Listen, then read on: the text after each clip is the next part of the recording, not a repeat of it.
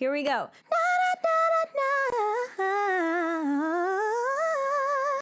Hey everyone, my name is Lex Cole, and this is the Riffs and Runs course. I went to Berklee College of Music, and I learned everything from classical to jazz to contemporary music. You're going to be using a lot of scales that I learned at Berklee in order to incorporate riffs and runs into your everyday song. Will you wait for me? Yeah. One more time. Whether you're a novice or a master at riffs and runs, this course is designed to bring you to the next level of your own accomplishment. What makes this course stand out from the rest is that I show you how these scales and these techniques are used in riffs and runs in current music and how to create your own. Elevate your vocals by perfecting your riffs and runs.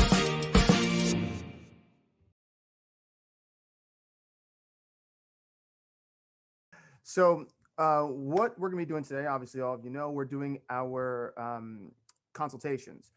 But I wanted to kind of start this by just doing a quick little experiment because the music that I just played was at a different frequency. Has anyone heard of 432 hertz versus 440? Kind of heard of these things? Okay. So about 2 months ago, I had a dream and I woke up singing a note. And a lot of times when I have dreams, I record songs in my dreams. So if anyone's never played around with that trick yet, I use it all the time. And we can go into further detail on that later on, maybe towards the end of today's consultation. But I tell you all, I never write down anything. I still have never written technically a song. Okay, like all the songs I've done, I think I've done over 700 songs. I've never actually written a song.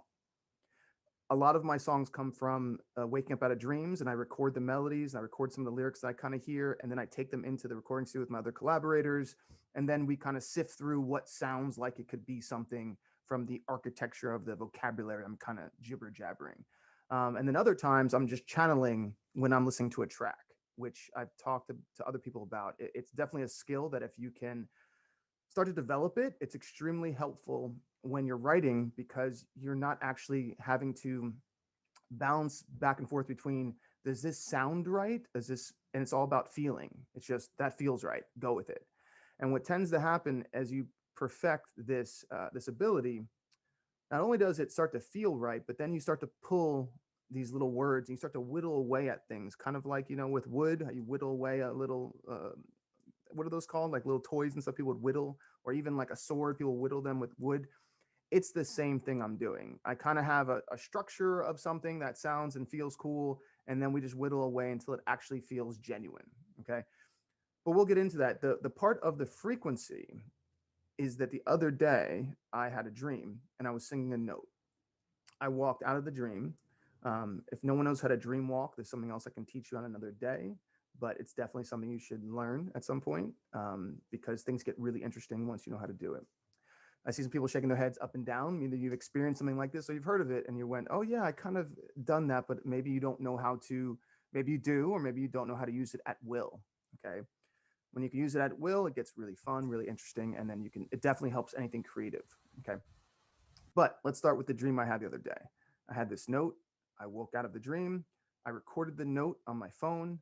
Then I went to my piano and I tried to find the note, and the note wasn't there. And I thought, that's weird. That's not my piano. I went to my guitar. It's not my guitar. And so then I went on the internet and I found a reader that can find the notes you're doing. And so I played the note from my recording onto the reader, and it went to 432. And then I heard another note and it went to 417. So I was like, oh, these are two interesting frequencies. Why is it happening that these are the two ones that I'm hearing? So I researched them more deeply. And for anyone who researches frequencies, you'll see that certain frequencies are very good for healing. Certain frequencies are really good for keeping the physiology of your body expansive.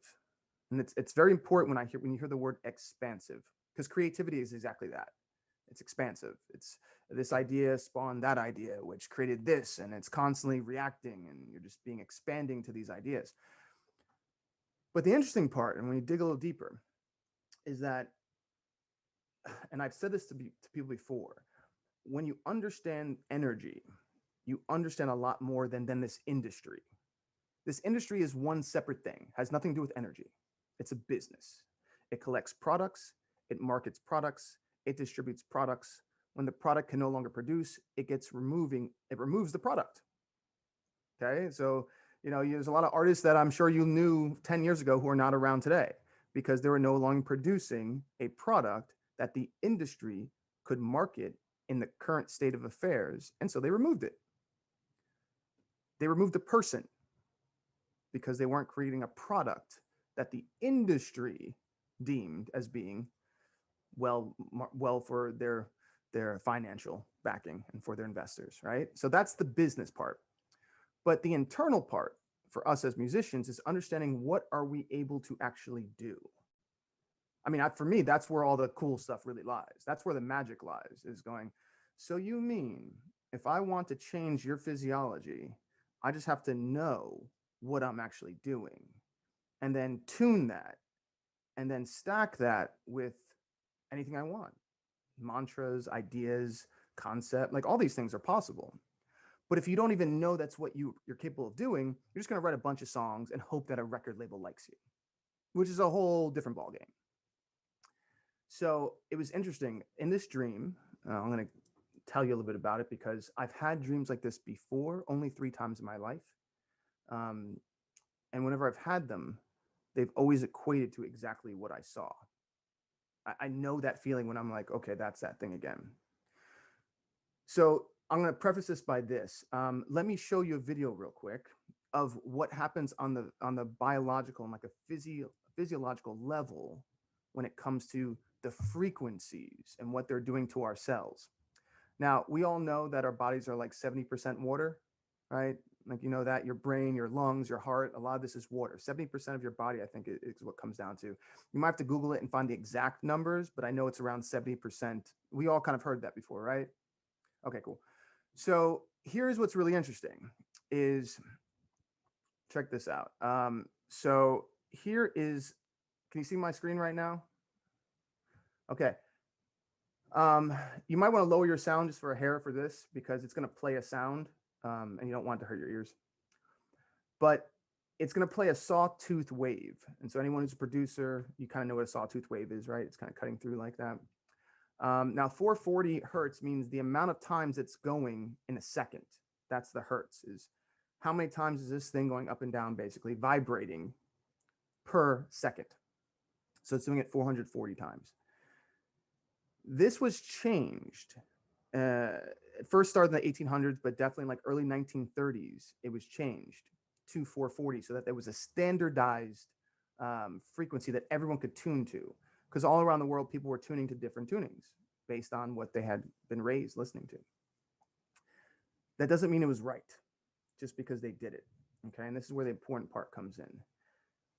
Because people were most likely not looking on a cellular level, they were looking more of like a strategic way to either, and this, we can get much deeper into this. Many people believe that certain frequencies expand the right side of your brain, which open up certain levels of creativity.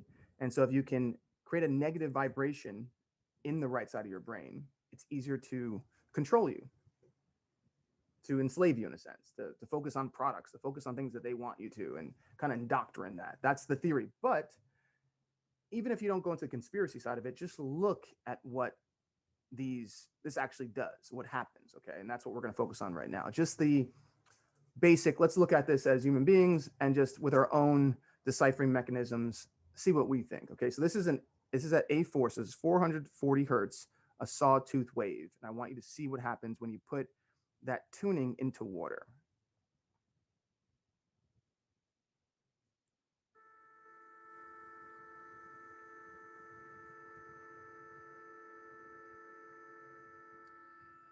Okay, so I want you to notice that it's kind of looking like reactive, right? Almost like it's a cancer cell or a virus cell. See how it kind of has like a bunch of spikes in it and staying kind of in a ball? Does everyone see that? It's kind of harsh looking, right? Now I want you to look at what it looks like when you play it under 432.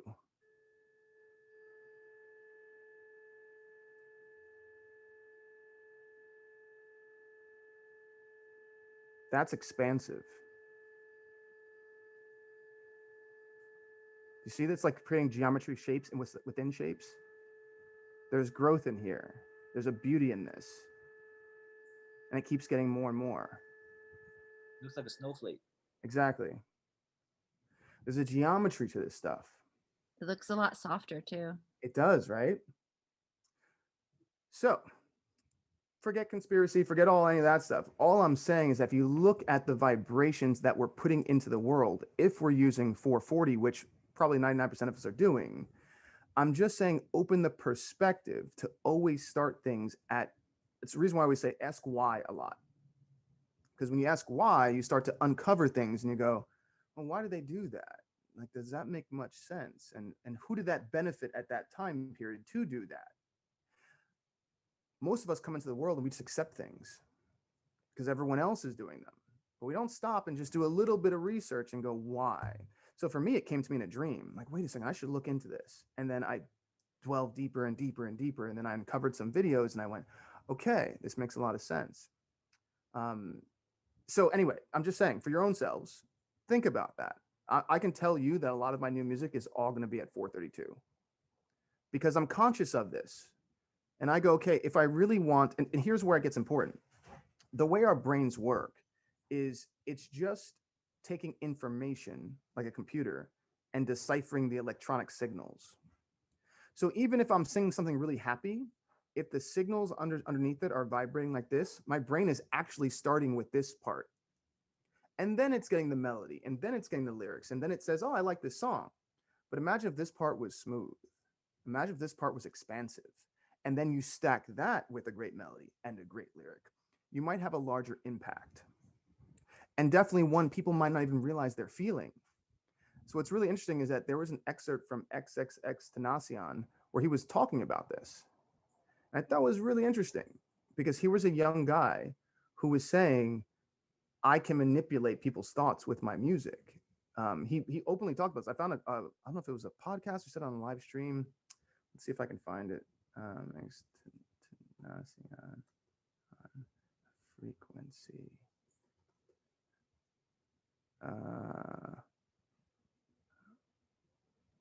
Okay. I think the actually used 432 for a little bit as well. Oh, did you? Yeah. Why did you stop? Oh, me? Someone said I'm sorry. Someone said I used it for a little bit. Oh, I did too, but the Beatles actually used it for a while. Yes. Yeah. Same thing with Jimi Hendrix. Yeah. Okay. Yeah. So you're talking about massively impactful groups, right? That's why when I saw this thing from XXXTentacion, I thought, because I've seen the way people reacted at his shows. And I was always like, they're kind of, band together in a different way than how it is with most musicians. But here, listen to this excerpt he says. Let me try to find it. Okay. So check this out. All right, here we go. Music is frequency programming. Music is frequency. What frequency are you being fed? Okay, here we go. So here's XXXTentacion talking about frequency. Music is frequency programming. Music is frequency. What frequency are you being fed? If I play with those frequencies, right, I can target certain parts of the mind, target the frequency to go to certain parts of the mind, and I can literally, if I want you to astral project, or if I want you to go to sleep, or if I want you to go into a meditative state, I can make my music do that. Okay. The brain. So when I found that excerpt, I thought, oh, he was just onto something that other people, like you said, Jimi Hendrix and the Beatles and other people throughout history, even Bach, that his music was kind of there, that you start to find these little connections and you go, oh, did someone just figure it out and then go all in on it? And other people followed what everyone else is doing, or they just never found it. I'm only starting today's consultation with the thought to open it up for you. Choose to decide to make music however you want to. But I just wanted you to have the perspective that's not what everyone else is doing, just in case you want to dive a little bit deeper and go, what if I started at a cellular level and then worked my way up? You might have different impact. I see someone's hand is raised. Holiday. Okay, so like, thanks for bringing this up. I was proposed with this idea by my friend Sarah in 2010, maybe even 2006. Okay. She's like, man, if I were you, if I had your talent, I would do an entire album with 432 hertz. And I Mm. was like, why? And she told me why. And I was just like, I guess, but how am I going to get my frequency to match up with other songs on the radio if my Ah. frequency is so different? How is it going to blend from a Beyonce song to a holiday song to a fucking Khalees song? How's this gonna? I'm going to be the one that's not matching up. Mm. Can you help me? What are your thoughts on that? Because I kind of stopped there. I Oh, was like, oh, yo, I mean, my thoughts are, who cares about Beyonce and Khalees? I well, mean, no, my thought, I my don't care thoughts are, about them either oh, necessarily. I care about blending into radio, but being a what, that's what I mean though. Who cares about that? That's what I meant by who cares about Beyonce and what they're doing. Meaning, why do what if and only if this, when I say, if you think, you know what, I might be impacting people on a higher scale, I might have a stronger connection with my fans, I might be able to impact them in a different way, then who cares what radio is doing? Here we go.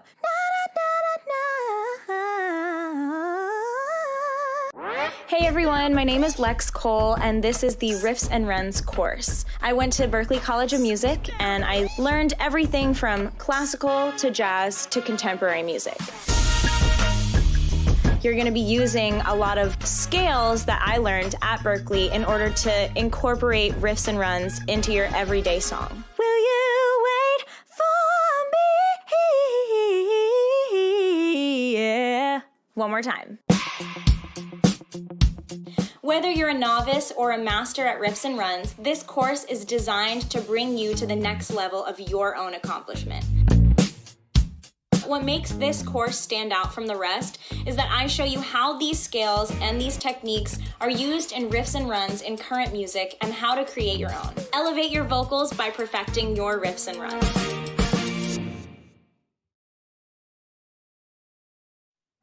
Radio is just a large antenna, and then they're basically telling everyone what to listen to, but you're not on the radio anyway right now, so who cares? You can start your own following, your own, like, people who love what you're doing online and on, on podcasts and on Clubhouse and on this and that. You can do it all virtually through audio. And then if and when, because the only way you can get on radio, let's be honest, is if you have a large record deal. Yeah.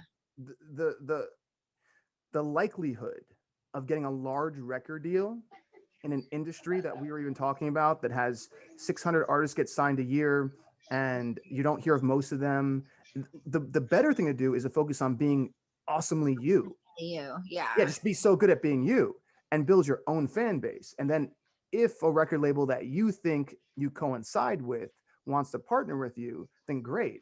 But making music to fit the record label, which is most likely trying to manipulate people's attention, like, I wouldn't even worry about that. I mean, I honestly think we're the first time in history where you can create your own fan base and not really care about radio or record label. I mean, I You don't certainly think don't any care of this about will stop us from placing in TV? radio. No, not in TV and film, because TV and film isn't playing songs back to back that are like this. So if you took Beyonce, you're like Beyonce, Bruno Mars, you're hearing them within seconds of each other. In a True. movie, it's a scene, and if your emotion is matching that scene, Yeah. I don't even think people would even notice if it was 440 or 432. Gotcha. Yeah. And hey, listen, if Start a anyone has revolution, Adam. Start one. I Ooh, love that's- it. Well, I that's part of the dream I was going to get into. And hey, listen, if you guys have questions, and we're going to get into like full on consultations. Just raise your hand so that on the chat, I guess there's a way that you can do it. That way I can see you while I'm talking. And I just want to kind of open this up for discussion because the other day I thought about how I got started in music. And it's funny how the brain does things. It sometimes removes things that either scar you or that sometimes give you a lot of insight to how the world actually works. Right. And for me, one of the things that happened was my mom sent my new Sons of Legion project to my old grade school teacher and said, just wanted you to hear some of Adam's new music. And my grade school teacher, she was a fifth grade teacher. was like, oh my God, this is great. And da da da. And so it was really cool. Probably a teacher hadn't seen their student in, years. And all of a sudden they hear the music. They're like, oh my God, I remember when he used to be in choir. I forgot I was in choir. So she says to my mom, send this to Mrs. Smalls, who was the choir instructor. They said to me, do you remember Mrs. Smalls? And I said, no. What are you talking about? It was the choir teacher. I remember that. And they go, you got kicked out. I got kicked out? Yeah, you don't remember that? They're like, Adam, you got kicked out of choir. Why did I get kicked out? They said, because of your voice. And I said, why? Was it too good? And they said, no, it was so bad, they kicked you out. And I went, didn't remember it. My mom's like, you don't remember this at all. I said, Ma, I don't remember this at all. So either my brain covered it because it was hurt. I don't think that's what happened. I think what happened was I didn't care enough at that point.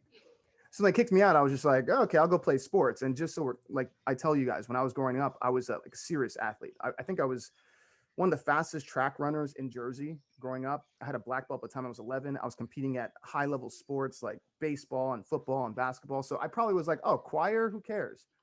But the fact that I was kicked out because I was that bad really left this kind of thing of like, oh, that's interesting. But here's where it gets to the dream.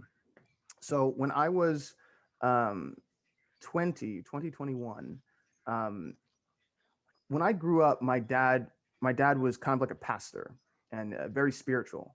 And so I got into understanding spirituality and religion. But then when I got older, some of the religious things I started seeing, for me at least, I was seeing a lot of correlations to business and not really the spiritual side of things. And I was able to kind of go, okay, I don't know how much for me that I want to fall into, right? So there was an ex-girlfriend of mine. Anyone who was in the mentorship course last week, I played her singing. She was singing at church. Amazing voice. Anyone heard that? Amazing vocalist. And she was like, hey, you should come back with me to church. And so I said, okay, I'll come with you to church.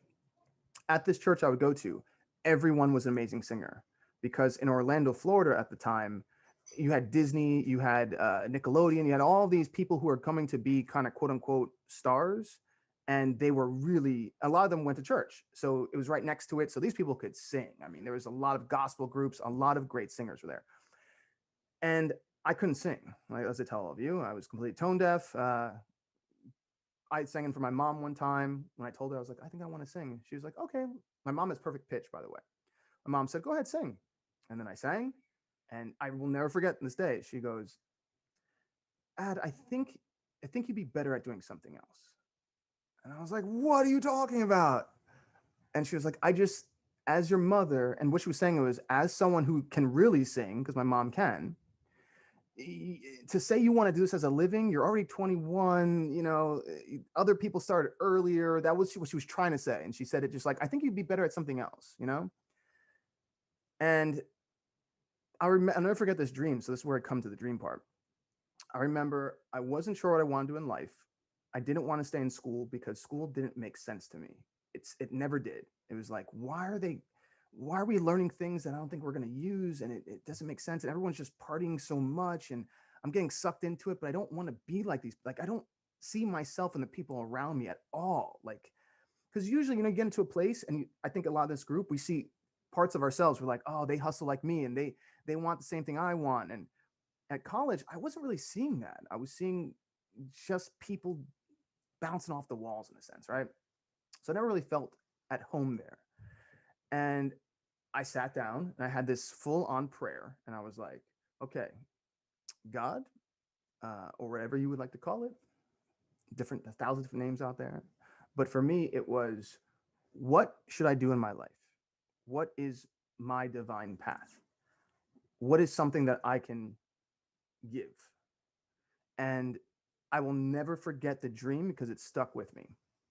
Because I saw a vision of myself playing guitar on stage in front of a lot of people, and I had never played guitar before. So when I came out of that dream, I had my recorder because I used to record my dreams. I got out. I was kind of mumbling, which is crazy because I remember just going, I see myself on a stage and playing guitar, and there's people in the audience. And so I came out, I listened to it later on, and I was like, what is playing guitar? I don't play guitar. I don't play piano. I don't sing. all this stuff. And so the interesting part about it all was I remember I also said, like, I want to find something that I could be of service to.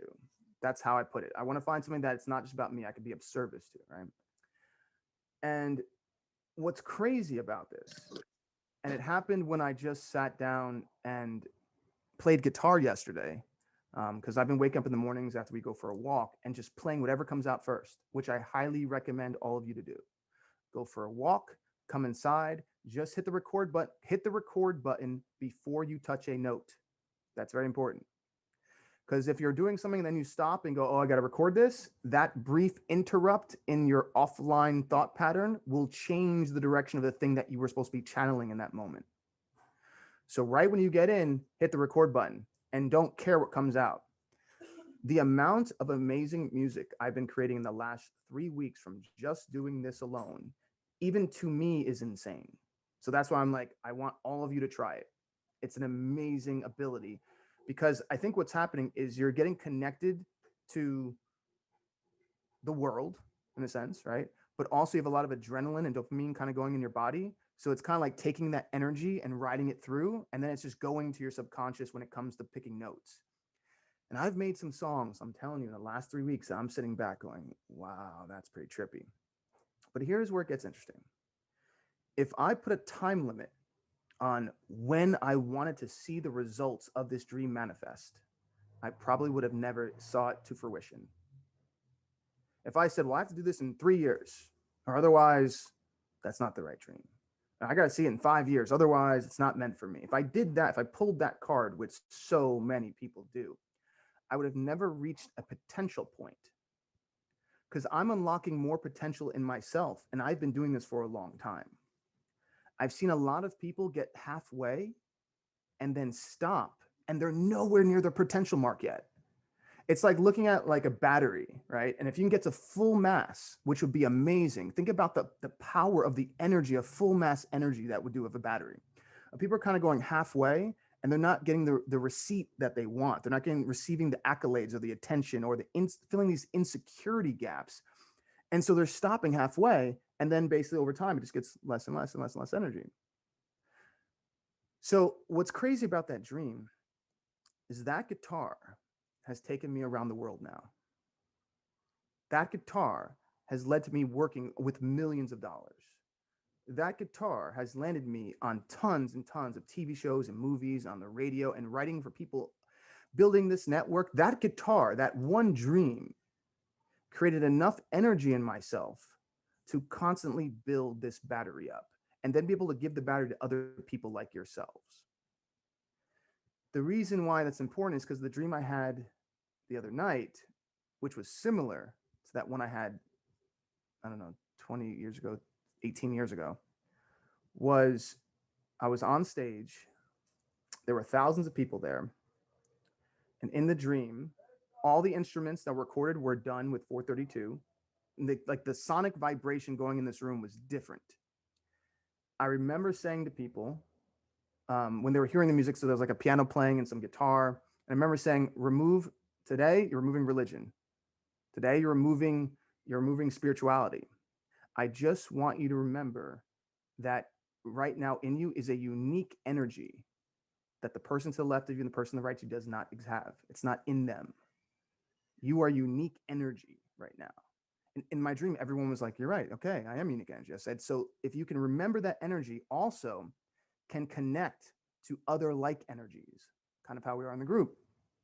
And it can then grow with the thought, which is part of the first dream, of the thoughts of these things. And in my dream, while the song that I was making when I was performing grew, I was then showing people how to connect their energy. And I said, now everyone, I want you to imagine right now that all of your energy is connected. And I want you now to sing together on this part. And I want you to, and everyone was beating the drums. We're teaching people how to beat in rhythm what we're doing. And by the end of the song, we're going to create a conductor of energy. And it's going to be the biggest conductor of energy on the planet at this one time, made by humans. That was in my dream.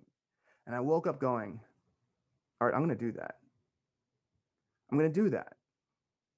Because if you can see the difference right there between the 440 and the 432, If we can take that 432 and magnify that with 10,000 people in a room, that kind of energy is so expansive that I don't think we've actually seen this in history yet. Does that make sense? Okay, so I'm only opening these things up because I'm opening the thought processes to be different than what's being programmed for you to think about a business and like, I got to get this to make the rent, and all those things keep the brain here. But once you start to dissipate this and go, wait a second, let's look at the physiology, let's look at the biology, let's look at how energy works. And if we can connect other people, you're going to find your fan base because people are going to connect to you, just like the energy ball. It's going to go, oh, I feel what Jamil's doing. I'm connected to Jamil. And they're going to show their friends, oh, you got to hear this song with Scott Jamil. It makes me feel something. Because we all say that same word. Check this out. It's got this feeling in it. Yo, do you feel that? We literally say the word feel in so many ways, but then we put it onto things that aren't the same. But when we say feel, we're like, oh yeah, I feel that. We even said, do you agree with me? Yeah, man, I feel you. I feel you, but I agree with you. So the feeling actually comes in the agreeance of energy. But here's where it gets scary. At the same point, I'm not going to say good and evil because I don't always believe in all that. I'm just saying on the same point, there are people who know how to hack your feelings. And that's where it gets scary. So that's the playing field sometimes. There's someone right now who's going to make you feel really good, but not going to be telling you the truth. And they know it. They know it. You know, if you look at online, all these gurus, everyone's a self-help coach, life coach. They don't even have their own lives in order, but they can make you feel like they can help you get yours in order. It's insanity. I've met so many people who are gurus and stuff. They got 500,000 followers. And I'll talk to this person in the first 10 minutes. I'm like, why is anyone following you? Oh, you say all the right words because you read the books, you went to the right courses, you watched enough videos to sound like you know what you're talking about. Then you're selling a feeling to other people who don't know the physiology at the cellular level. And they don't know the words you're using are implanted with a little bit of these seeds to get in the subconscious. I do. So I'm looking at you just going, shut up. But I've seen it. So all I'm saying there's companies that do it. If anyone saw Social Dilemma, if anyone saw that movie is about how they're hacking your feelings. So that's why I'm saying the more that we understand our physiology, especially with music, that's where the magic truly comes in. And when you get to play with that magic, you might be uncovering a whole new different version of yourself that you didn't even know existed. And because it'll connect with people in a different way. Perfect example is who was here? Just raise your hand like this if you were here for the last mentorship course lesson last week, so I can see who's here. Okay, cool. So were you here when we did the meditation? Right? I had so many people write me about that meditation that they said it really helped them to see things differently for a bit and just disconnect. And the reason why is because I took you offline. When you're online, you're being told what to wear, what to look like, what you perceive yourself to look like, where you think you are in the world, how much money you have. You have all these online thoughts that keep you in this identity, almost like an identity crisis at all times. I took you offline for a little bit. And in that space of offline, you were able to kind of look at yourself and go, oh, wait a second. It's a little bit different than I thought. Does that make sense? Anyone who was there, did you experience any of those things? Okay, cool. All right. So anyway, that being said, I just want to open up for that. Like I said, new train of thought. I feel like the more of us, especially in our group, we are a very special group. You know, I think the more this grows, the more people start to question things, you're going to be able to be more expansive. And that's really what I'm hoping for everyone, is to make you better producers, better songwriters, better musicians, better negotiators, more in control of your careers, have the connections and the network that you need so you don't have to go through a third party, which is normally a major company. You can if you want to, and if you build enough leverage, but you won't have to if you're in this group, because you'll have 500 other people who can help you market, network, promote, get investors. Like all these things will be possible internally. So we're creating the new ecosystem for the music industry. As long as you really understand that at all times, this whole thing becomes more a part of you and less a thing that you think you're a part of. And that's a major difference. If you see it and you're like, okay, this makes total sense. In 10 years, we are going to be the best musicians in the world. Like that just makes, to me, I see it very clearly because there's so much talent in here. Even on this one phone call, we have a couple people who pitched to a music supervisor, award-winning supervisor, and he loved the song. We have people who are graduates from Berkeley in here. We have someone who's been on the radio already in here. We have people already in here. We have people like Banner who are now working with new artists, up-and-coming artists with production companies. In just here, David Davis, who got in here. David is a sick musician. I worked with him recently. He's a sick musician. In just this group, on this one call, which is about yay big of our club. Our club has 160 plus members. There's only 14 here that'll be on today. There's an amazing amount of talent. Imagine where you'll be in 5 to 10 years. Okay, so when I'm giving you this information, it's because I know there'll be some convergence point where things will be much bigger than we all even anticipated. And you all will be reaping the benefits of that. I get to be more of a mentor and get to watch it, but you're going to be able to experience and ride a wave that I never had. All right, so that being said, let's open up the consultation. Here's the part. If you have any questions, anything you're going through, I feel like consultations are so important because I've met so many artists and I can literally show you things even today that will keep kind of private. Or if we're going to live stream, maybe I'll show you some of you later. But from artists who are very talented, but they're making horrible decisions in their career because they're not consulting with anyone. So they don't know to ask people. And then when they ask someone, they're asking a friend who doesn't know anything about the business. And their friend is probably giving them some answer that's based in ego. Like, well, girl, you got to do it like this because you're a queen and blah, blah, blah. And it's like, no. Or you know what, dude? Nah, you tell them this. And it's like, don't tell these people. Sometimes I'm hearing the things that artists are saying to each other and I'm going, are you consulting with any multimillionaires? Oh, that's why you're making bad decisions. Are you consulting with any Grammy Award winners? Oh, that's why. Anyone who's a hit song, anyone who started you're just consulting with your friend, the other friend who's in the same situation as you? No, this is bad. I have seen I'm talking about at least 100 in the last year. People who are talented, who are asking me questions, and they're about to make a horrible decision, not realizing sometimes that decision might be a career knockback. And it's a knockback of a few steps. So some people think oh, let's have another shot. And I'm like, that's not how this thing works. Do you think people get another shot sometimes? No. It's like a business. There's people who try a business, they get knocked down, they never come back up again. That happens all the time. I have uncles that they'll say, oh, I tried having my own business, but it just didn't work out. So I got a job at UPS. There's people who are I tried doing my own invention. It didn't work out. So I got a job at the bank. Or there's people who I tried to be a professional athlete. It didn't work out. So I'm a teacher. There's not always you'll have another shot. So this whole idea is only an ego-based concept because people like to watch movies. But let's keep it real. Our job here as a group is to help you get nothing but going up and up and up and up and up. So you can build leverage. You can cross use your leverage with her leverage and his leverage. And you can build something much bigger. So I think consultations are very key to that. So that being said, if you have a question or you're going through anything, no matter how small it might be, I'm guaranteeing it'll probably spark something for someone else and we can kind of follow the trail. So if you want to raise up your hand right now and we'll get started. All right, Luis, what's going on, brother? Put on your mic and let me know what's going on. What's up, Adam? What's up, brother? Good. So I have it's like a question that we spoke about maybe a few months ago on one of the private calls. Okay. And it really sparked my interest because you kind of broke the perspective. You kind of split my perspective in 4 quarters. You just destroyed it, but in a good way, right? Okay. So I was like, okay. And it kind of ties into what you're talking about right now with the frequencies and stuff like that. So I have 3 questions, but I figured I'll start off with that one. The question is, there's a specific list of things that you mentioned once to me. 3 of them were, how many languages do I know to speak? How many places have I traveled to? How many religions have I studied?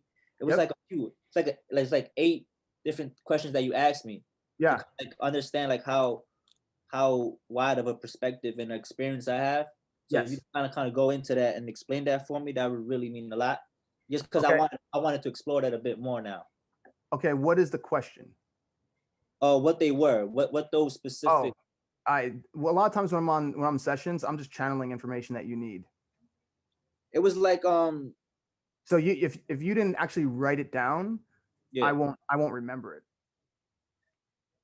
It was very specific though. It wasn't Yeah. like, What I'm saying to you is, and like, hear me when I say this. When I'm helping people, I'm not always. It's not my brain all the time. I'm sometimes channeling information that you need to hear. So I'm not going to remember it. It's coming out. It's comes in when I write songs. I don't know what I'm saying. It's just coming out because you need to hear it from a different place. So if you didn't write it down word for word, I have 800 consultations in the last 2 years. I'm not going to remember it. But if you have someone, you have like a question, like, what did you mean about this? Then I can kind of help out. But the exact 8, my brain can't even grab it because it's not on that frequency right now. Got you. Okay. Well, I do have a couple other questions. All right, cool. Hit me. I have a piano instructor now, and I want to know what I should ask him to help me focus and teach me to create the music I described to you before. Okay. So well, let's start from the basics. Oh, go ahead. What are you gonna say? He's teaching me keyboard. I'm learning music theory with him and everything. Okay, cool. But I'm beginning to understand that I don't have to be the best musician to create really great music. Yeah. So I kind of want to take advantage of him being able to have the knowledge that he has and pass it along to me in the most efficient way possible. Okay. So I can kind of just run with it. All right, cool. What are some things that I should ask him to teach me? Well, I would say the basics of piano to get you from like 0 to a place where you're at least proficient would be understanding the basic architecture of chords, which is you can like music theory 101 type thing. I would say the second part would be understanding the different scales. Like there's certain scales that are going to be used all the time, like the pentatonic scales will be used all the time, major and minor scales will be used all the time. Maybe some melodic minors or harmonic minor. Maybe if you want to get a little flashy, but for the most part, just having a few basic scales underneath your repertoire is going to help you to kind of like organize everything in your mind subconsciously. So just understanding how to kind of toggle between different scales, right? That's one part. The next part would be inversions and the different ways of playing certain notes, because a lot of times the sound and the feeling of songs and music, you might hear a chord played with your right hand and not realize if you just change a couple notes, you can play, another inversion of that chord, which connects to another chord, which connects to another chord. It's kind of like looking at a matrix. So learning the inversions of chords would be great. Next is understanding that piano is actually a rhythmic instrument. It's like a drum. So, because it's actually a hammer hitting a string. So if you understand percussion really well and timing, I've seen so many people who've played piano, but then they're not really on time really well. And then when someone approaches piano like a drummer, they're really on time. So I would say if you can start to play piano with that thing in mind, like this is a percussive instrument and it just happens to make a really beautiful harmonic sound, you'll tend to notice that you'll be able to hear these nuanced level things that not everyone can hear when they're trying to replicate, maybe like you're listening to an album you really like and you're like, how are they playing that? If you're going, oh, that's the 8th note to the 32nd note if you're thinking like that, it's a lot easier than trying to go, okay, I think he's playing here, but I don't know exactly where. And your brain will start to organize things from just those couple basics I gave you. And if you just take that information and practice it for like 6 months to a year, you'll have a better basic understanding than probably most people who are taking lessons, because you're going in going, I need to master this, I need to master that, I need to master that, I need to master that. If you put them all together in a sandwich, probably going to be something you walk away with having a lot of nutrients that will help you for as long as your career keeps going. Cool. I have one more. Go ahead, shoot.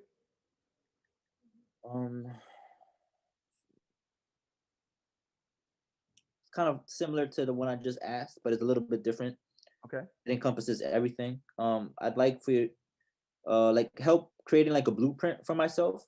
I feel like I kind of struggle with that. I have something set up right now. I just want to know what will be the best efficient way to create a schedule for myself, daily, weekly, monthly type of thing. So what should I study? How should I study it? How long should I study for? Okay. Yeah. Okay. So this is going to be different for everyone. So I can't give you an exact answer because everyone's schedules are different. You know, some people have work, some people get tired quicker, some people are focusing on other things. So I'm I just took going. your advice What's that? I took your advice about leaving massage therapy school, Cool. and I won't be working. So I have some money saved up to where I can kind of just go really hard for a Okay, few cool. years. Okay, So cool. my schedules open up. So here's what I would do then. Let me think what I feel is going to be best. And I'll be School be making wide like open. side money selling stuff and stuff like that. So I'm thinking about Okay. like having like a little side hustle. So Okay, cool. Yeah, I always think side hustles are good. Listen, at the end of the day, the music industry, you're going to be doing side hustles, and those side hustles will turn to companies. I mean, it's the reason why when people get success, the first thing they do is they start companies. You know, like Kanye West was a rapper, and he's like, I'm going to start Yeezy, and I'm going to start this, I'm going to start that. Those are side hustles that became major companies, and now they're worth $1 billion. You know, same thing is going to happen with Rihanna. She started a makeup line. Like these things of side hustles are really just you learning entrepreneurship on a smaller level that will help to feed your music. But then as your music grows, you'll have more money to invest into these side hustles, and then those things grow. All right. So that's a bigger part of that. But if I'm breaking down schedule wise, here's what I would do. Let's first start with the basics. It's important for you to have good mental health and good physical health because without those things, you can't make good music. Everyone, if you've ever seen someone who's a great musician who didn't have good mental health or good physical health, they are not around anymore. Just reality. I agree. Okay. So as great as music might be, if it takes you off the planet just because there's other things that you could have been working on, I would say that you can work on the other things too. So I'm always going to throw in some sort of physical thing, right? Jiu-jitsu, I always think is great because it's the only sort of sport that is like chess. And so jiu-jitsu actually helps your whole entire life.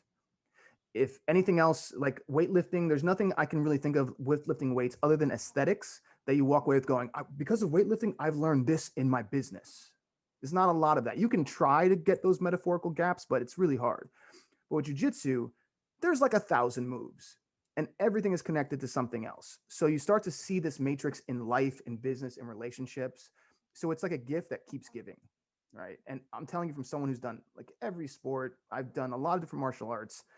Jiu-jitsu is just the one that trumps them all. All right. So that's why I'm throwing that one into the gambit. Also, because I believe that people love to take the accountability off themselves for their own personal self security.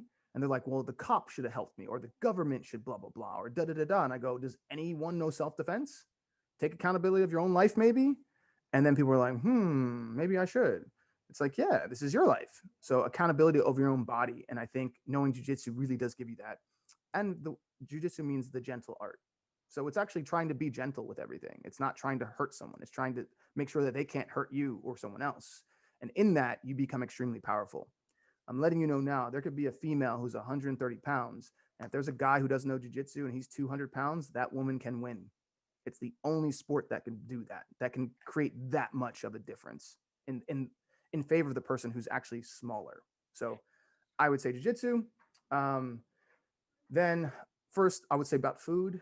You know, when it comes down to food, a lot of us are putting really negative chemicals in our body because we don't know a lot about food because our parents didn't teach it to us. So having a healthy diet is just going to help your brain. And it's going to help your brain recover from a lot of information that you're gathering. So I would look into that, making sure that your diet is actually good. For me, the best movie, y'all, if you get a chance, watch the film called That Sugar Film. If you watch That Sugar Film, it'll change your life. I watched it for the first time like a month ago, and then I was blown away. And here's why. They didn't say this in the movie. This is what my brain did when it looked at the Matrix again after watching the movie. Basically, the same parts of your brain that fire off when you take a line of cocaine is the same parts that fire off when you eat sugar. So when you have a large amount of sugar and you give it to a kid, by the time they're 10, they're already an addict. You've already created the mindset of an addict, the mechanism, the programming of an addictive mind you've created. That's why you're seeing kids like go crazy when they don't get what they want and they throw a temper tantrum and then they learn to manipulate. It's because of sugar. It's because of this reward system. Then what happens is the kid actually gets real drugs when they're 15. Coke, Molly, you know, some people, heroin, meth, all these other things, marijuana. Now they're really addictive. because they've already been trained to become one. Then they go to college and their parents give them money around other addicts. So now it's just a bunch of addicts pretending like they're not addicts running around. Then they go become an adult and they're trying to figure out the world and they have no clue how money works. And they're a full-fledged addict who's been lying to themselves the whole time. So I say start with the diet part, because if you just have a good, healthy diet and you understand physical fitness and those kind of things, you're already setting yourself up for a better experience. Okay, so those are the first two basic things, right? Next would be trying to get in your 10,000 hours, right? That's a real thing. You know, you got to put in the time to build the myelin in your brain. And your myelin is kind of like a tissue, like a protein that needs to connect your muscle memory and like your left and right brain, your creative side. If you think about a C chord and you got to go, okay, put my thumb on the C, put my middle finger on the E, put my pinky on the G. Okay, that's C chord. That means the myelin isn't built up enough yet. Because next time, in maybe like 6 months, when you think of a C, you're just going to play it. You're not going to think about it. And then you're going to play all the chords without looking, and you can close your eyes, right? Which anyone, if you're already playing piano right now or guitar, I highly recommend once a week for an hour, play in the dark. That one thing will just level you up so quick. Because then you're building muscle memory so you can look at the crowd and not pay attention to your hands, and they just kind of go autonomously, you know? But anyway, so I would say practice getting your hours in. So look at something and go, all right, I need to practice. Let's say if you are producing, I would say you're practicing production by studying something that you need to learn. So if you're like, I really need to learn how to make this style of music, cool.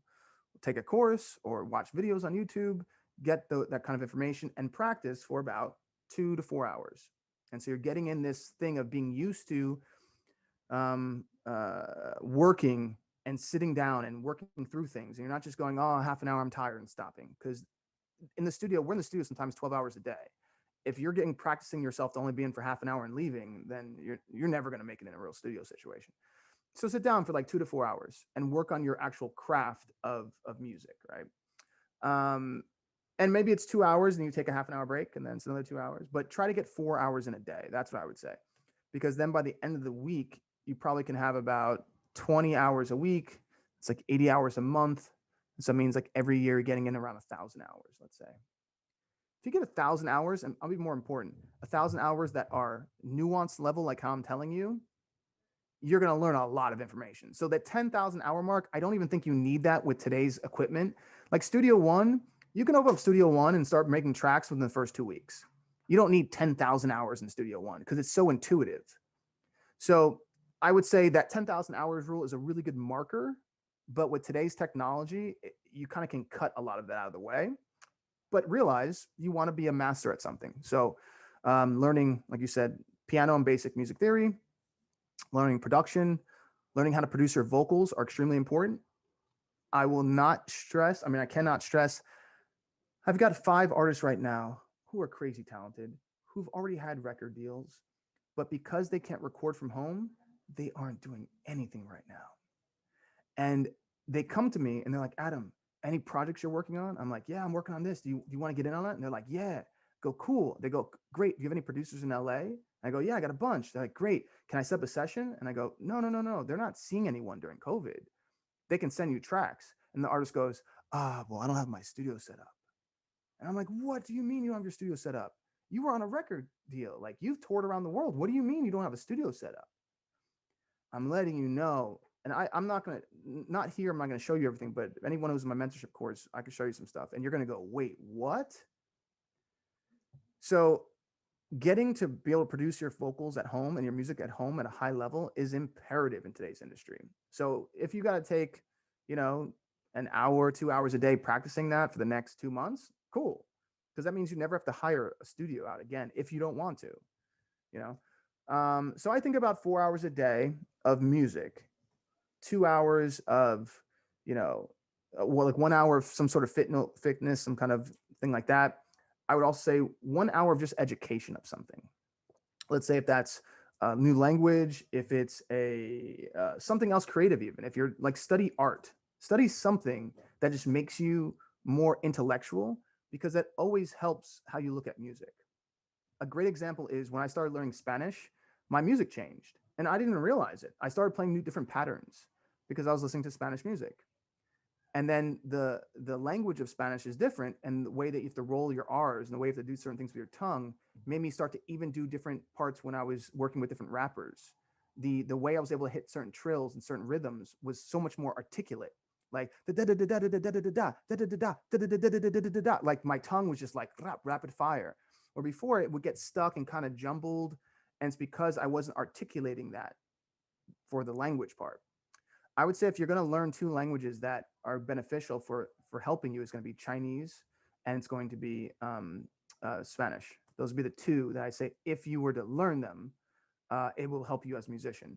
And the reason why I say Chinese is because the way you have to have certain inflections, the same word can mean different things, like ma, or the like Banner would probably know more Asian language I do, but just the same word will have different inflections, mean completely different things. So you have to be hyper aware of the nuance level of the articulations. And even if you don't plan on being a master at it, just the basic 100 words will help you to kind of open your brain and then build more myelin. And then when you look at your music, you're like, oh, that's what he was saying at the end of that run. That's how that note was so articulated. And you start to hear it, it magnifies it, and then you have a new perspective of it, right? So Chinese and Spanish, I would say, are ones that are great. And I think they're ones that are going to be used in the future. So if you know both of those, you kind of cover a large scale. What else would I say? Reading some sort of thing when it comes to finance. Like, honestly, I've told you guys before, I've blown through a lot of money. And I say it with a laugh because, you know, I look back and I go, man, if I just would have studied some finance, if I just would have studied like from people who really knew what they were talking about. So taking an hour or half an hour a day just to learn more about finance, you know, wherever you're at, whatever level you're at, but really just kind of go in on that.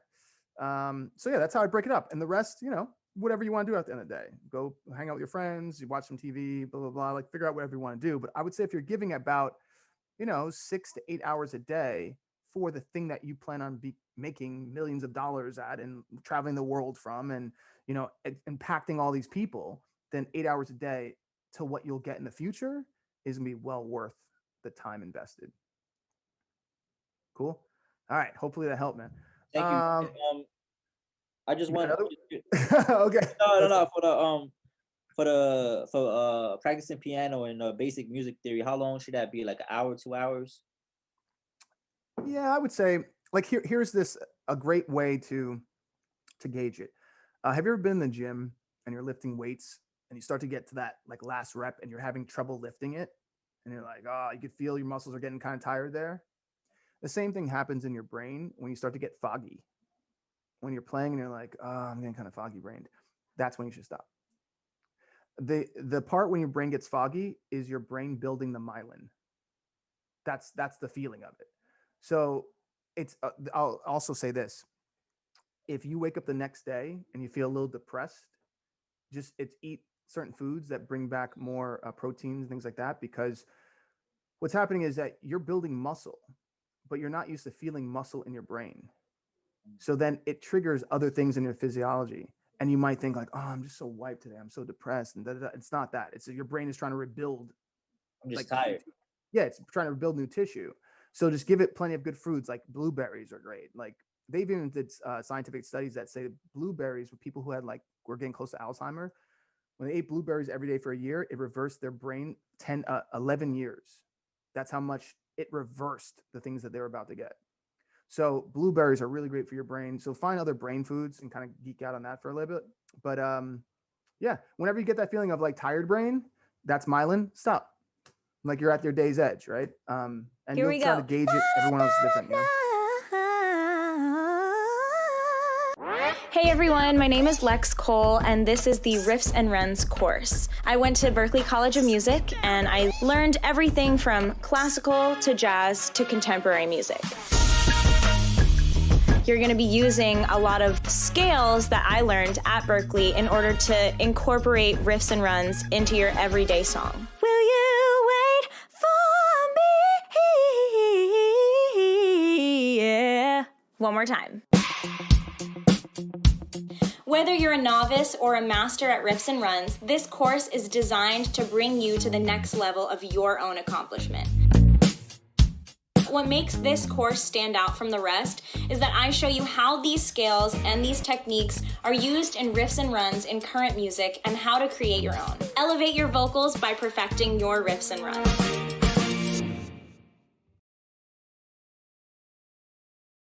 All right. I kind of wanted you to break. So this is like the schedule. I'm sorry that if I'm making Let's this. Let's do one more, man. Then we got to go to other people too. All We'll right. come back around, but we got to kind of go around. Okay. Just the like. Actually, no. You're good. We're good. Yeah, we're good. All right, cool. Thank you. Appreciate it. Of course, brother. Of course. All right, Jamil, I see your hand up. What's going on, man? Brother. So I had a question. I had a couple questions as well, actually. All right, cool. So I know we were going over the TV mix at the Sinkin conference. Yes. I kind of wanted a little bit more clarity on what that is. I'm sure it's like probably several different mixes, right? So a TV mix, like the simple way of saying it, is a song that removes your lead vocal on the verses, but keeps any background oohs, ahs, vocal sounds, and then keeps your chorus. And now it's important to tell you why, though, so that way you can articulate this with other people. A lot of times when you are hearing a TV mix, they remove your lead vocal from the verses because they really love your chorus. Your chorus sets up the scene, right? But they can't have you singing lyrics over the people talking, the actors. So let's say if it's the music bed and they're like, I can't believe this happened. And like, da, da, da. In the background, you hear your guitar going. And it's like the guitar from your verse. And maybe it's just like, and it's background stuff. And it's that kind of thing. They're talking.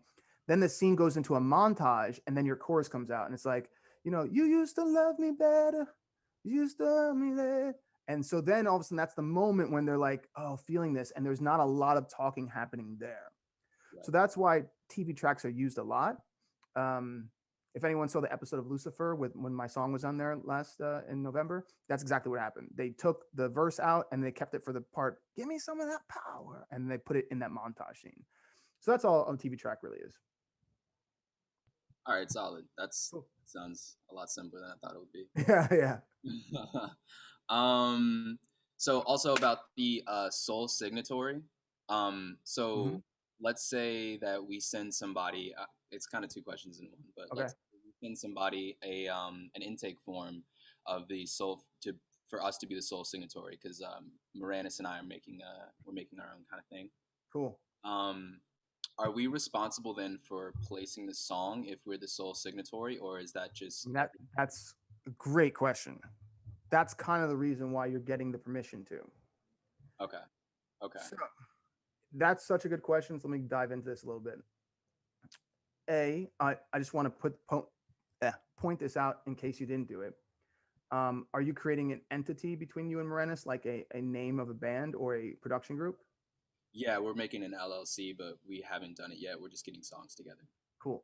So to be the sole signatory for you guys, here's my kind of like tip of the year. Create a name of the project and only feature the other artists. This is major because if you are a production company and you are, let's say you and Moranis are called Wild Ones. I'm just throwing this out there random, right? So you're the Wild Ones. And you produce for other people, and let's say Brenda wants to release a song produced by the Wild Ones.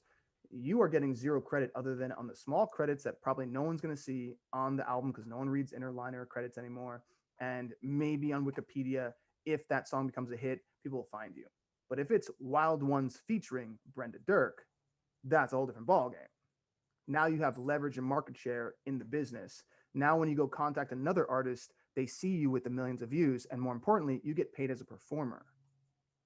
So if anyone see me post the other day in the group about how you might have royalties, you could have royalties laying around because you were a background performer or you played instruments on a track. If you are a featured artist and that goes on a commercial, you also get paid residuals as if you're kind of like an actor in a sense. So becoming the featured artist. So think of it like this.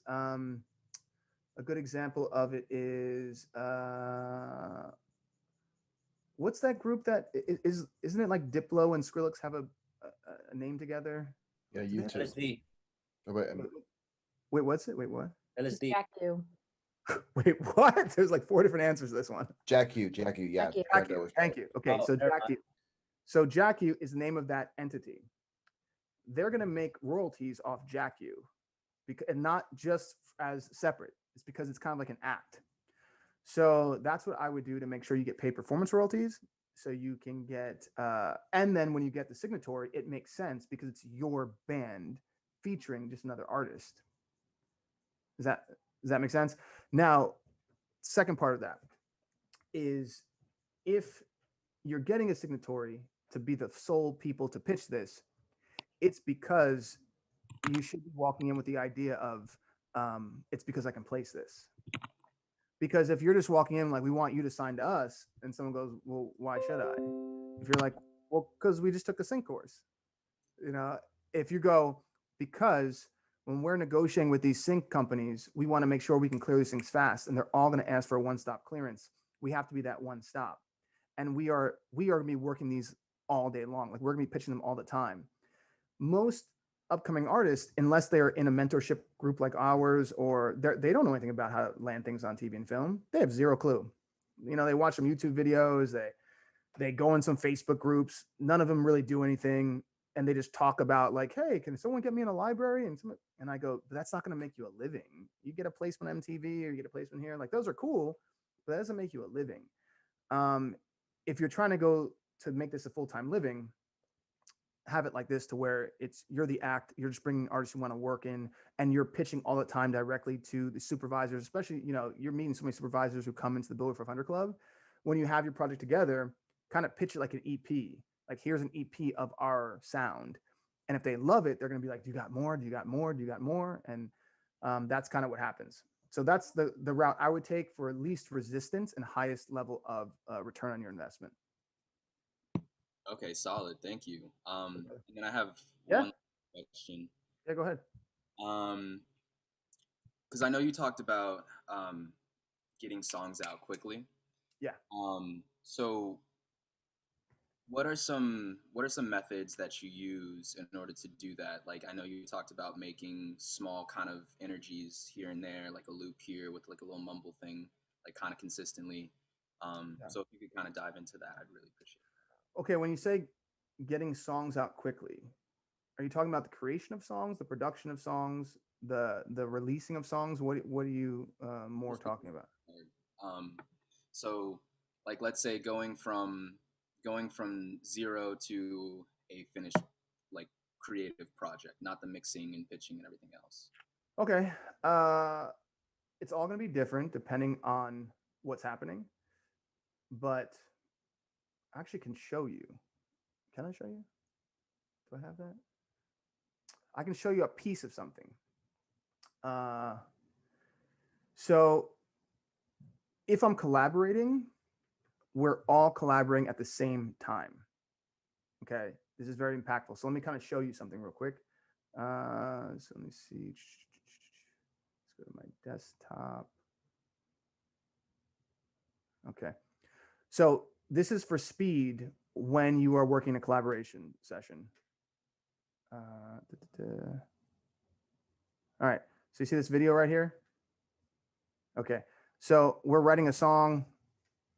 It's a random song, but I don't know if you notice, the same time my collaborators down here in the red, they're in the studio working. I'm going through files. I'm working right now that's on the Studio One while we're creating. I'm listening to some track this is all mumble right now where I'm trying to decipher. Actually, I can play you the mumble real quick so you can kind of hear how it sounds. Hear that? Is that going through the speakers, or is that Yeah. was? All right, cool. So now we got a problem. Now we got a problem. Wicked ways, wicked wonders with the trouble like a stick of paint, a beat the painted with the corner sight. I'm just mumbling nonsense. You know, that's all I'm doing. So I'm doing that, and this is what you see on the screen. this part right here, this first line is like where I go, now we got a problem. I mean, this is the second time I do it. Now we got a problem. That came from the artist saying, literally right before we opened the track, someone said something. She goes, yeah, I know it's a problem. I was like, it's a problem. That's cool. And then after she did, this is the track that Andres from our group made, and he pitched it to us. And we're like, oh, this is a cool track. Right when we opened it up, I just pressed record, and I'm going to kind of show you what I'm doing here. I just lay down a bunch of gibberish in sections. So if you can see it, look at all the energy here. Now we got a problem. That's how I'm entering something. And this part is the verse where it's all kind of level. Then here's a pre-chorus where you see it goes down in energy, it gets smaller, and then it goes up in energy for a chorus, right? And then here is like some other post part, which is a lot of energy. And here, if you see these are just backgrounds, and all these backgrounds are doing is repeating the gibberish. So if I'm like, simple plata, lot, and I'm just tagging the ba-da-da. So I know those are anchor parts that I thought the melody was cool. So anyway, I'm doing that while we're all on the session, as you can see, like we're all together, and we're going through it. So while we're writing these things, if you look at, let's see, well, if you see here, oh, perfect example. So you see Mario down here is writing lyrics while I'm writing lyrics too. So we're doing everything in real time. That makes the job a lot easier, because it's not like, hey, go back and then you work on it for an hour or two by yourself, and then I'll work on it for 3 hours on my own. Now, I will say this. It does depend on the artist. So Mario and I have known each other for 10 years. We can vibe off each other quickly. It's like, he'll like this, I'll like that. Let's put it here. Sometimes I'll work with an artist where they do need time on their own because they're not used to this kind of speed. And their brain kind of goes, oh, I don't know if this is good, like it's too fast. And when we feel that with someone, we go, check it out. Here are some ideas, but we want you to, and this is sometimes, play the song without the track. Just play it on acoustic guitar or piano and feel the song. Then come back with some ideas. Because sometimes a track messes with an artist's brain, sometimes I've noticed. Some people are great with it. It's like I said, it's dependent on the artist. Some people are awesome. They hear a track, they're like, okay, I got it. But some people, they get kind of stuck. And I go, just drop it down the guitar. And when they feel on guitar again, now they feel the pockets, they feel the strings, something else comes out. And then we just transfer that into the final song. Okay, so for quick speed, we share a document of lyrics with everyone, and we're all constantly typing. We have a Google Drive, and I'll show it to you so you can see how mine is. Let's see. Okay.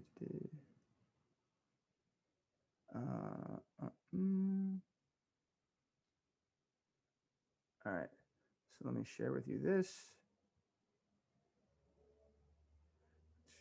Share screen. All right, so for example, when I go to work at Baby Knox, I just pull up the Baby Knox drive. Let's see. And then we'll have the lyrics in here. We have the different ideas. And if you see it, look, there's four, wait, so this one day, February 4th, there's 1, 2, 3, 4 different ideas in just that we're just going back and forth with in real time. So he's sending an idea, I send an idea. He sends an idea, I send an idea. And we're just going back and forth, kind of like volleyball, right? And then, yeah, here we'll break down some stuff. Like here's just the sub and the drum. So if someone wants to break down an idea, this is a little bit before. But I'm just giving you the concept is we have folders with the lyric. So as you can see right here, it has the lyric here on this Microsoft doc. Then it has the ideas. These are all verse 2 idea, verse 1 idea. So we're just constantly doing all this. And that's the reason why we can get a track done, lyric, melody, and basic production in about 2 hours. And then we spend the next 4 hours to develop it. Record the vocals high quality, make the production really solid, get a good mix, maybe mix it even the next day so your ears can have a time to just relax. But on average, from start to finish, the things that help it become quickly is that in this case, we had a track that was sent in from one of our members. So we didn't have to start with the track. That's why I always say it's good to either collaborate or to make these music beds that are about, 16 to 32 bars. So it at least can spawn the energy for you to write over. Because anyone can write a song over 32 bars. You don't need a full song to be able to write a great song. You just need 32 bars of inspiration, and not even that sometimes. So that's what we're doing. We are finding ways to hack the process so that way the process always stays in this realm, which is fun. You always want it to stay fun. When you get out of fun, it gets in the stress energy, and then you're actually creating more stress, and you're putting that into the song. The best songs are when someone goes, that randomly happened. That's why I always tell everyone channeling to me is the easiest way to do it, because you're just having fun the whole time. And you're coming up with ideas. They're like, oh, that's an interesting idea. And that's a cool idea. And just having fun with it. And I always keep telling y'all, when you reach a certain level of making music, when you're trusting your instincts, you're trusting your production skills, you're trusting your partners, your collaborators, all this stuff, what's happening is you're just having fun making music with your friends. But because of that energy, you're making money. That's the ultimate energy. That's what leads to financial success, is you're having fun doing what you love with other friends who are masters at what they do. When it's not fun is when you're doing something awesome and your friend doesn't know what the hell they're doing behind the board. And you're like, dude, no, you just flew it to the wrong part of the song. Like, that's not even the chorus. Like, what are you doing? Because the person doesn't know. Or like, bro, you don't see that vocal is peaking?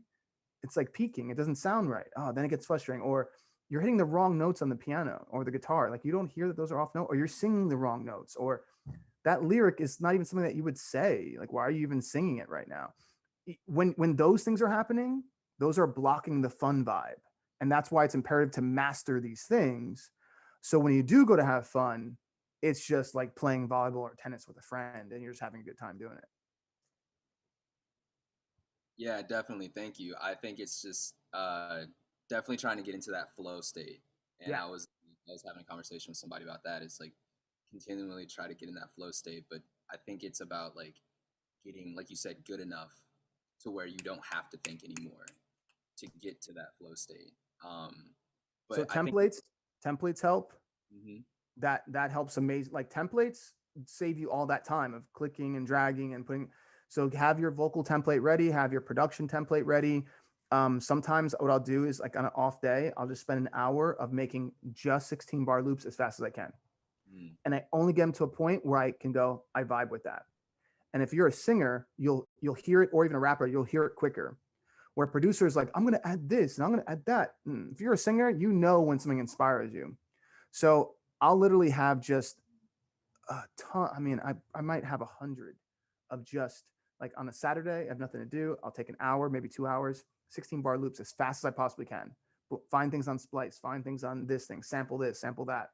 Got a good 16 bar loop, save it, name it, on to the next. Save it, name it, on to the next.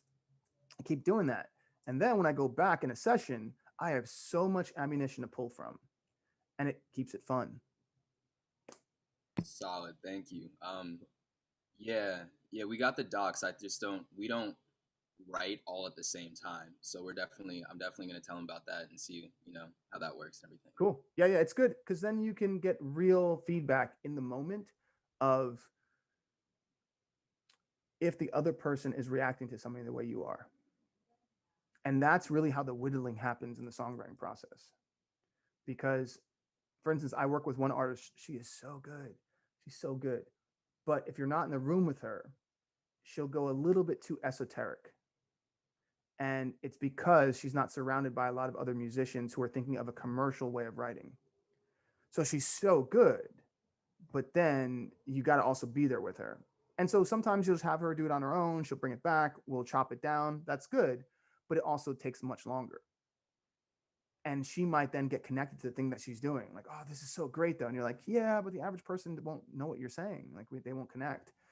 But she's heard it so many times that now it's a part of her. So I think being in the room and writing like that, it just helps to cut through a much more high potential and probability of you liking a lyric and melody. Solid. Thank you. My pleasure. All right, watch this. Banner. Banner. My dude is in- This is God speaking to you. You know what? You know what? Let Let him sleep, because for Banner, this is like 3 a.m. in the morning. Oh shit. Yeah, he's in Taiwan right now. We're co-writing in like 6 hours, so I'm surprised he's even awake here. Yeah, let him sleep, because let him sleep so when he wakes up, he's good for your session. Yeah. All right. Let's go to the next question. We got Brenda. All right, how's it going? Going good. I like your party vibe back there. I want to be where you're at. Thank you. It's always a party.